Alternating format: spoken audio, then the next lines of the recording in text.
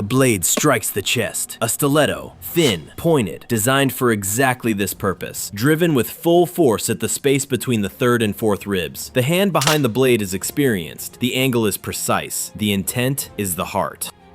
The blade does not penetrate. The point strikes red velvet, Visconti crimson, gold embroidery at the collar, cut in the current Milan fashion, and stops, not against bone, not against flesh, against steel. A hardened iron plate, 1/16 of an inch thick, concealed between the outer velvet and the inner canvas lining, absorbs the point's energy through deformation. The plate dents. The blade's tip fractures against the depression. The assassin's wrist absorbs the recoil shock. The stiletto falls to the marble floor with a sound like a dropped coin.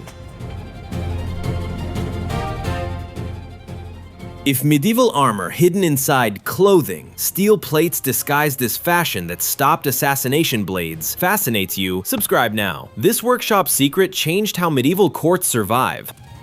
The man wearing the doublet, Conte Bernabo Visconti, Lord of Milan, Political survivor, target of multiple assassination plots, steps backward, alive. His doublet shows a small tear in the velvet where the blade struck. Through the tear, a glint of steel, a tiny window into the hidden architecture beneath the cloth. 240 steel plates, each approximately 2 inches by 3 inches, arranged in overlapping rows like fish scales, riveted to a canvas backing with brass rivets whose heads are visible on the outside as small brass dots. Dots that every person in this court believed were decorative studs on an expensive doublet. the Brigandine.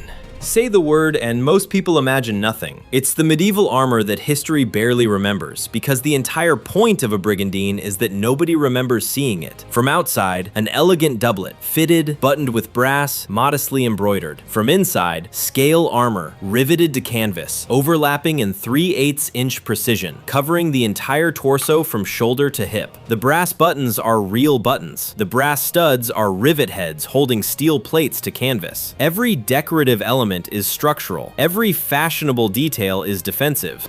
Giacomo Missaglia's workshop sits 3 streets from the Duomo in Milan's armoring quarter. Unlike the plate armorers whose finished products gleam on wooden mannequins in shopfront windows, drawing knights and nobles who want to be seen in their protection, Giacomo's workshop has no display. His products, once finished, are invisible. They look like clothing. That's the craft.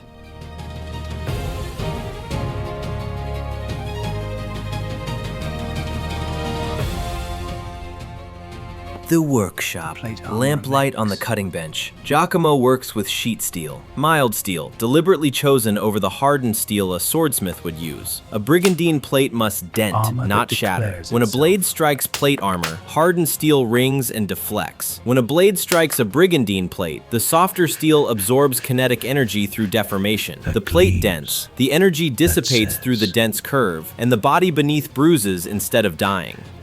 The tin snips bite through the steel sheet with a clean metallic sound, precise, controlled. The sound of edges meeting. Each plate, 2 inches by 3 inches for the chest, narrower at the waist where the body curves sharply, triangular at the shoulders to accommodate the deltoid. Giacomo cuts 240 of them, each one filed smooth at the edges. One rough edge inside the garment, and the wearer bleeds from friction during normal movement. The overlap is everything, 3/8 of an inch, the distance by which each plate must extend beyond the plate below it, creating a shingled surface like roof tiles. Too much overlap? The brigandine becomes heavy and rigid, defeating its purpose. Too little overlap? A gap appears between plates when the wearer bends or twists, and a gap is where the blade enters. 240 plates. 480 rivets. Each plate positioned within a 3/8 inch tolerance. The rivets are brass, a 1/4 inch in diameter, driven through the plate, through the canvas, peened flat on the outside. The rivet heads become the decorative studs on the finished garment. Every stud the court admires is a structural fastener holding a steel plate to canvas. Fashion built on engineering.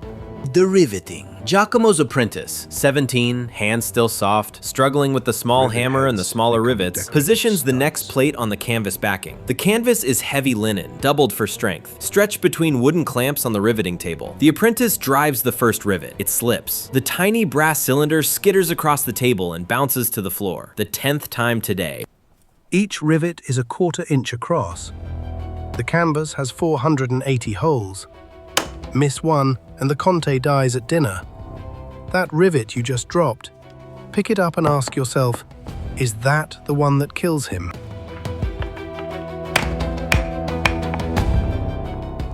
The plate pattern is systematic. 2 rivets per plate, positioned at the upper corners, so each plate hangs from its rivet points and overlaps the plate below. Chest plates in horizontal rows, waist plates in shorter rows following the body's curve. Back plates, often neglected by lesser brigandine makers, receiving the same attention as the front because the hidden threat comes from any direction.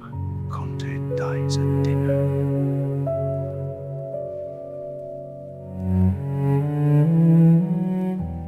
The covering, the outer fabric. Velvet in this commission, dyed Visconti crimson, arrives from Lucia's tailoring workshop. Lucia is not an armorer. She's a specialist fabric worker whose craft determines whether the brigandine succeeds or fails at its fundamental purpose, invisibility.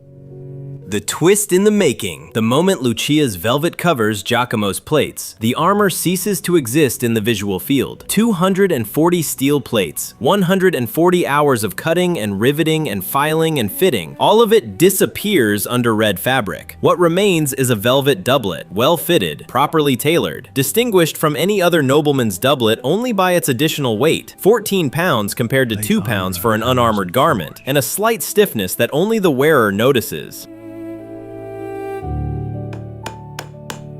Lucia's challenge is drape. Steel does not drape. Velvet drapes. She must make the velvet flow over the steel as though the steel isn't there, as though the doublet contains only the padded lining that every nobleman's doublet uses for warmth.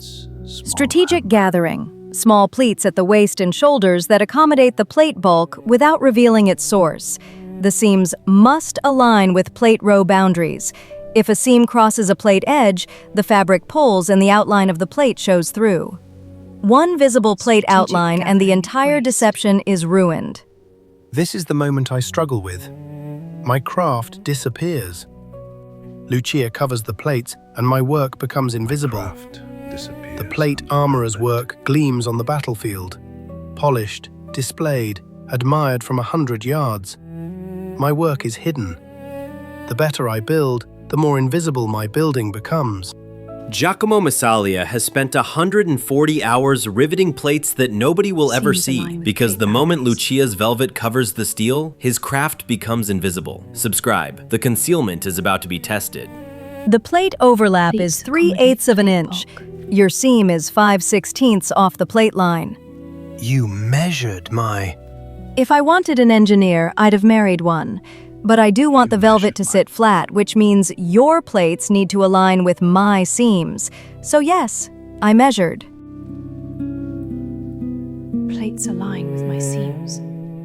The fitting. Bernabo stands in Giacomo's workshop while the finished brigandine is adjusted. Brass buttons fastened, velvet collar straightened, leather belt cinched, also concealing a row of waist plates. Bernabo raises his arms. Full range of motion, the overlapping plates articulating smoothly. He bends. The canvas backing flexes, plates sliding against each other without binding. He twists. The armor accommodates. He sits in a wooden chair. The brigandine compresses at the waist and expands at the chest, the plate overlap absorbing the posture change.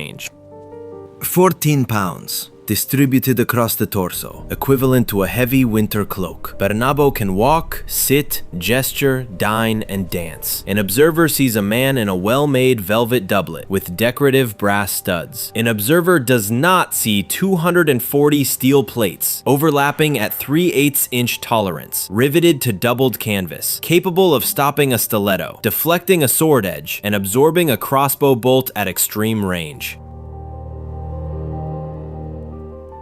Bernabo enters the Visconti court that evening. The reception hall is full. Ambassadors, rival lords, clergy, merchants, candlelight on tapestries, the clink of glasses, conversation calibrated to reveal nothing and discover everything. Every person Bernabo passes sees a man in diplomatic clothing. No one adjusts their behavior for armor. No one factors concealed steel into their political calculations. The brigandine is performing its function. It does not exist in anyone's awareness except the man wearing it.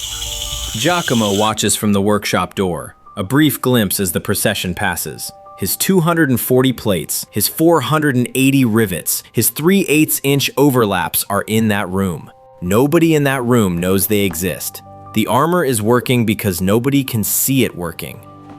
Bernabo survived 3 assassination attempts in 2 years. Each time, the Brigandine absorbed the blow. A knife to the back stopped by overlapping plates, a sword stroke to the shoulder deflected by the triangular deltoid plates, a crossbow bolt at extreme range stopped by the double riveted section over the sternum. After each attempt, the doublet was repaired. Velvet patched, dented plates replaced, brass studs realigned. After each attempt, Bernabo returned to court wearing the same doublet. After each attempt, nobody understood why he'd survived.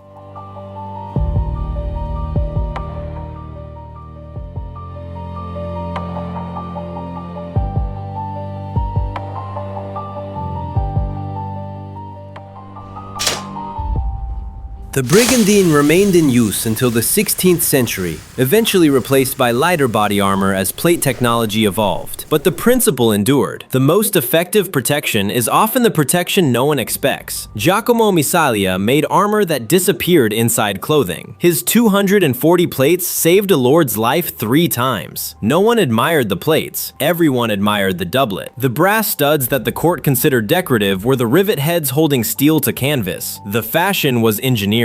The decoration was defense. And the hidden craft, the work that succeeds by being invisible, did its job exactly as designed. Unseen, unknown, and absolutely essential. The visible and the hidden serve different purposes. The plate armorer's work is celebrated. The Brigandine maker's work is forgotten. But the lord who walks through a hostile court in a velvet doublet that stops blades, he remembers. And that memory is the Brigandine maker's legacy. Not fame, not admiration, but survival. The craft that nobody saw because nobody was supposed to.